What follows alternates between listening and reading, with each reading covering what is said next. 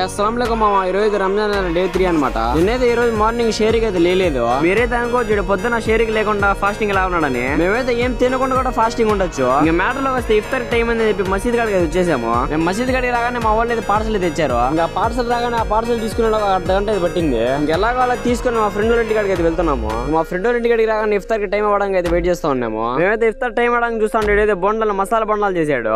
ఇఫ్తార్ కి టైం అవుతుండగా మా వాళ్ళు చూడండి ఎంత సంతోషపడుతున్నారు.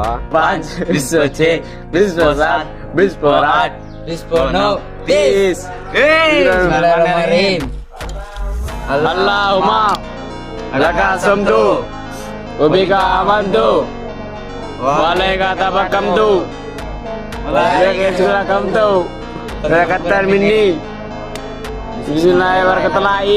ఇఫ్తార్ టైం అవగానే కుష్క అయితే ఫుల్ గా లాగించేసాము. ఇంక తినేసిన తర్వాత మసీద్ కాడికి అయితే వెళ్తున్నాము. మసీద్ కాడికి నమాజ్ చదువుకొని ఎవరి ఇళ్ళకి వాళ్ళు అయితే వెళ్తున్నాము. సరే